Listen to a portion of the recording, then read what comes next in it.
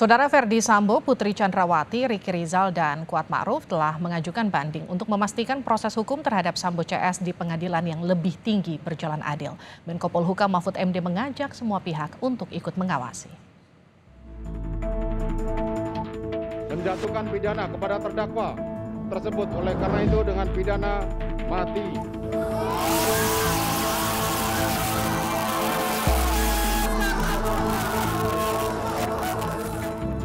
Majelis Hakim Pengadilan Negeri Jakarta Selatan telah menjatuhkan vonis pada 5 terdakwa kasus pembunuhan Brigadir Yosua. Ferdi Sambo, Putri Chandrawati, Ricky Rizal, dan Kuat Ma'ruf mengajukan banding atas vonis hakim. Dari 5 terdakwa dalam perkara pembunuhan berencana almarhum Joshua, ada 4 terdakwa yang menyatakan banding atas putusan yang dibacakan kemarin. Setelah hakim menjatuhkan vonis, terpidana masih memiliki hak mengajukan upaya hukum lain demi meringankan hukuman. Upaya hukum bisa dilakukan dengan mengajukan banding di pengadilan tinggi dan kasasi serta peninjauan kembali di tahap selanjutnya. Mantan Hakim Agung Sarwoko mengingatkan putusan di pengadilan negeri kadang bisa berubah di pengadilan yang lebih tinggi. Pengalaman menunjukkan bahwa putusan yang keras di bawah di pengadilan negeri itu bisa gembos di pengadilan yang lebih atas. Apakah ada peluang itu? Ya memang ada peluang, tapi itu banyak tergantung pada pimpinan pengadilan tinggi. Gimana sih Pak Joko kalau bisa cerita intervensi kepada hakim itu gimana caranya sih? Ya memang caranya macam-macam. Ada misalnya lewat paniteranya.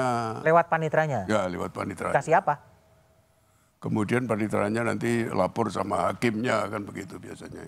Lapor bahwa ada orang yang menghubungi. Ya. Orang menghubungi untuk mengubah putusan gitu? Ya seolah-olah memang dia melakukan suatu pekerjaan seperti broker misalnya kan. Broker perkara? Ya broker perkara. Menko Polhukam Mahfud MD mengajak semua pihak untuk ikut mengawal peradilan kasus Sambo untuk memastikan proses hukum selanjutnya berjalan adil. Tapi kalau Menko Polhukam sendiri akan melakukan apa untuk memastikan bahwa pengadilan banding itu betul-betul tetap independen, karena pengadilan banding kan hanya memeriksa berkas-berkas saja sebetulnya. Sejauh yang bisa kita lakukan akan kita lakukan ya. Itu sebabnya mereka kan hanya meriksa berkas, tidak meriksa tersangka, penuntut, terdakwa dan sebagainya diperiksa lagi. Dia cuma baca berkas. Dan kadangkala kita dibuat terkejut sering kali. Putusan begini di pengadilan tinggi udah oke, tiba-tiba disunat di pengadilan tinggi, disunat lagi di Mahkamah Agung. Itu sering terjadi kejutan. Nah oleh sebab itu yang ini nih mari kita pelototi terus, jangan berhenti sampai di sini gitu. Untuk mendidik masyarakat bahwa ya pengadilan itu siapapun selalu ingin selamat, ada yang ingin menyelamatkan orang, ada yang nyuap, ada yang neror dan sebagainya.